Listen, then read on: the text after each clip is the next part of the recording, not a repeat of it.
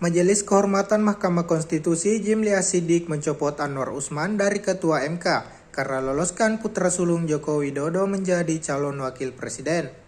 Keputusannya itu dianggap pelanggaran berat, namun hal tersebut dianggap tidak berpengaruh pada Gibran yang maju di pemilihan presiden tahun 2024. Meskipun mantan Ketua MK tersebut diberhentikan, Mahkamah Konstitusi Majelis Kehormatan tidak bisa ubah keputusan MK yang telah ditetapkan.